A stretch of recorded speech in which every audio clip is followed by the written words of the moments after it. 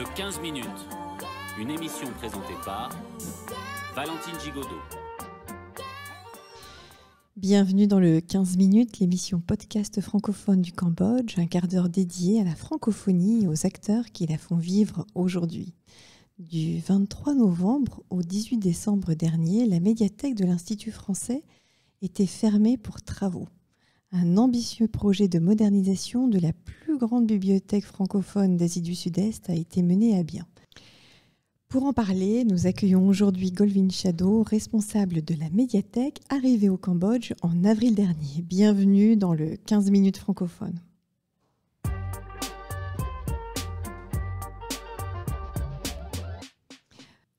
Ouverte en 1992, la médiathèque de l'Institut français est un lieu incontournable pour les lecteurs francophones de Phnom Penh. Elle rassemble plus de 25 000 documents, accueille chaque année plus de 5 000 usagers, principalement des étudiants du centre de langue, mais pas que. Golvin Chado, qu'est-ce qui a motivé le lancement de ce grand chantier ?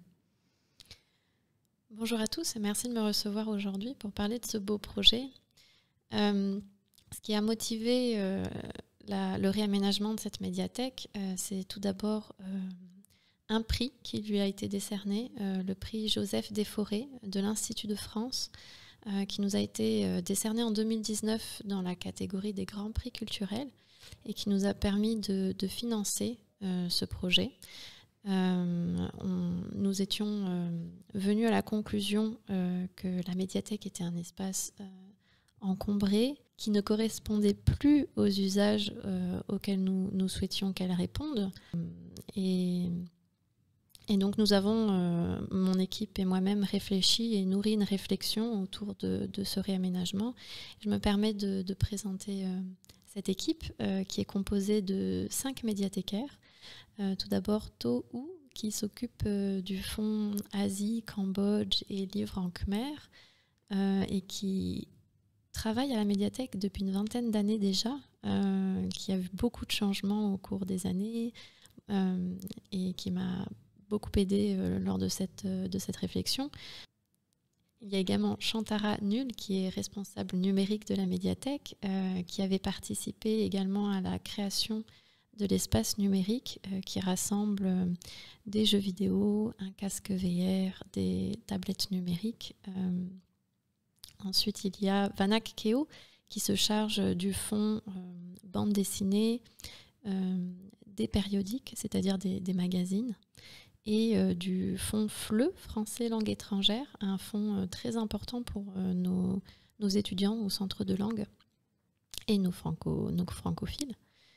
Et ensuite, nous avons également une équipe jeunesse composée de Cheng Li Luc, qui est responsable de cet espace, et Mo Li Chey, de personnes très dynamiques dans l'acquisition des livres jeunesse, mais aussi dans la conception d'activités à destination de nos jeunes publics. Donc vous aviez trouvé des financements, vous aviez fait un constat que la médiathèque ne répondait plus vraiment à vos attentes de l'équipe de la médiathèque. Mais entre ce constat et la mise en place de ce chantier pour pouvoir choisir et décider ce que vous alliez faire, comment vous avez procédé ? Alors, nous avons eu la chance d'être accompagnés par un programme de l'Institut français de Paris qui s'appelle Archiclass. Il s'agissait de modules en ligne avec des architectes qui sont venus nous aider à nourrir cette réflexion, à mon équipe de bibliothécaires, mais également mes collègues d'autres services de l'Institut. Et nous avons pu intégrer des usagers dans cette réflexion. Nous avons demandé à des familles de nationalité française, des Cambodgiens, des étudiants, de participer à ce programme et d'échanger avec nous, de nous faire part de leurs attentes, de leurs idées. Donc vous avez rassemblé des avis assez différents, de publics assez différents, pour orienter les choix. Et ça, c'est vraiment très intéressant. Merci d'avoir partagé cette expérience. Mais à nouveau, une fois qu'on a toutes ces idées, comment on fait ? Comment vous avez fait pour vous dire nous allons faire comme ci, comme ça, les étagères, le sol, les murs ? Alors, on a réfléchi aux différents usages qu'on voulait mettre en place dans cette médiathèque. On la voulait un lieu de partage, de vivre ensemble, un lieu de débat d'idées, un lieu pour des activités culturelles, pour la faire vivre et permettre à nos usagers d'en être totalement acteurs sur le modèle d'un espace tiers-lieu. Et pour cela, il nous fallait du mobilier modulable. Donc, on a une grande partie de ce mobilier qui est sur roulette. Nous avons fait également le choix de recycler ce mobilier. Une grande partie des meubles a été réutilisée. C'est-à-dire que les anciens meubles de la médiathèque ont été modernisés. Tout à fait. Vous n'avez rien jeté? Non, nous n'avons rien jeté, tout a été réutilisé. Et même le mobilier dont nous n'avions plus l'utilité a été donné pour d'autres usages, des ONG, mais également le bistrot de l'Institut français qui en a fait des meubles à potager. Tout a été réfléchi pour y trouver une seconde vie. Et vous avez trouvé tout ce mobilier au Cambodge? Et alors, tout ce mobilier a été fait sur mesure par notre collaborateur Alain Tang de Display, qui a répondu totalement à nos attentes, qui a designé des meubles que nous avions conceptualisés ensemble, mais qui a également créé de magnifiques meubles sur mesure. Je pense à notamment ce qu'on appelle des caissons apériodiques. Donc, ce sont des boîtes où on entrepose nos magazines, nos journaux, un magnifique meuble à suspension, également des endroits de la médiathèque avec des petites niches. J'ai également aperçu des très belles étagères incurvées, des choses absolument magnifiques sur roulettes. Pourquoi mettre les étagères sur roulettes?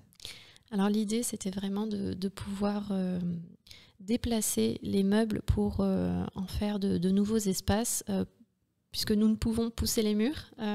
Au moins, en poussant ce mobilier sur le côté, on peut libérer de l'espace et cela nous permet d'imaginer proposer des activités, des conférences, des venues d'auteurs, des activités jeunesse, théâtrales. Tout y passe. Donc on a bien compris, c'est de la production, tout a été produit localement, tout a été recyclé et aujourd'hui la médiathèque a vraiment l'ambition de s'ouvrir à un public toujours plus large avec des activités plus diverses, puisque les espaces modulaires vous permettront d'accueillir des conférences ou des ateliers ou des choses un petit peu diverses. Certains ont déjà visité la médiathèque réouverte. On m'a dit que peut-être que la médiathèque était en train de devenir un lieu prescripteur, puisque d'autres ONG ont visité les lieux. Et également, il y a des travaux qui sont prévus à la médiathèque de l'Institut français de Battambang. Oui, tout à fait. Nous sommes ravis de ces retours, c'est-à-dire peut-être ouvrir la voie à d'autres médiathèques au Cambodge, bibliothèques d'école, d'ONG, etc. Et d'imaginer de nouveaux usages. Et là, en parallèle de ce projet, il y a également la rénovation, la modernisation de la médiathèque de Battambang sur le même modèle qu'à Phnom Penh. Donc des nouveaux usages et donc une programmation 2022 sans doute plus diverse. Qu'est-ce que 2022 annonce comme activité pour les publics ? Alors, on vous réserve une belle programmation culturelle à la médiathèque en 2022 pour tous nos publics. Il y a des activités que l'on menait déjà, par exemple des activités manuelles pour les enfants, des activités de jeux vidéo et récemment des activités à destination des étudiants du centre de langue autour du jeu, des mots, de l'apprentissage du français. Mais nous avons également toute une programmation à destination du public adolescent, un club de lecture, des activités d'écriture, des ateliers d'écriture. Et j'en profite pour faire un aparté sur ce public adolescent. Nous avons créé un fonds qui leur est dédié, un fonds qui est dans l'espace adulte. Oui, c'est vrai que souvent les adolescents préfèrent être du côté des adultes plutôt que du côté des petits. Oui, tout à fait. Et ce fonds adolescent est composé donc de romans, mais également d'albums pour adolescents. Il s'agit d'une nouveauté éditoriale depuis, je dirais, 5 ans. De beaux livres illustrés avec des sujets parfois très, très sombres.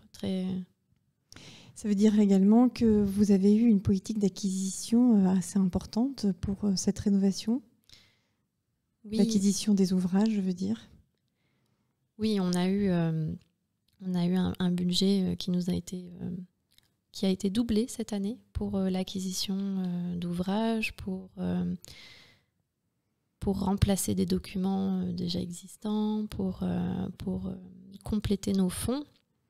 Et nous avons la chance de repartir sur le même budget l'année prochaine. Donc encore beaucoup de nouveautés à venir sur les rayonnages, les nouveaux rayonnages de la médiathèque de l'Institut français. Goldwyn Shadow, si nous souhaitons venir à la médiathèque de l'Institut français et emprunter des documents, comment faire ?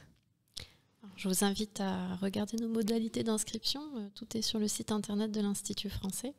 Et j'en profite pour préciser qu'il n'est pas nécessaire d'être adhérent pour venir profiter de la médiathèque, consulter des documents sur place, nous rencontrer. Cette médiathèque, elle est ouverte à tous nos publics du mardi au samedi. Quand vous parlez de tous les publics, est-ce que vous pourriez nous expliquer, nous préciser qui sont les publics, puisque maintenant ce sera une médiathèque du partage, qui on pourra rencontrer à la médiathèque ? Alors nous avons une véritable richesse, c'est d'avoir des publics très diversifiés. Nous avons tout d'abord ce public étudiant du centre de langue, ces personnes qui apprennent le français, qui viennent le pratiquer auprès de nous, qui viennent emprunter pour perfectionner leur français, préparer des examens. Nous avons également des expatriés francophones, mais pas que. Nous avons diverses nationalités et ça c'est toujours très intéressant. Des familles qui sont toujours en recherche de rencontrer d'autres parents pour échanger sur la parentalité.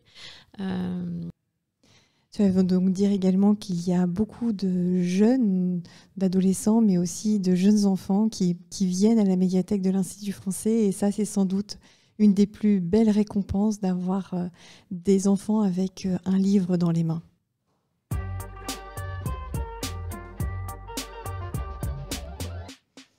Le 15 minutes, l'émission podcast de l'Institut français du Cambodge touche déjà à sa fin. Je tiens à remercier chaleureusement Goldwyn Shadow pour nous avoir fait découvrir les nouveautés et les projets de la médiathèque. Nous espérons que ce quart d'heure vous aura donné envie de pousser la porte de nos espaces culturels et d'en profiter pleinement. Merci à Marie-Lou Canovas et Siobhan Ten pour la réalisation de ce podcast. Vous pourrez retrouver cette émission sur notre page Facebook, notre chaîne YouTube et notre site internet. Et surtout, n'hésitez pas à la partager. À bientôt.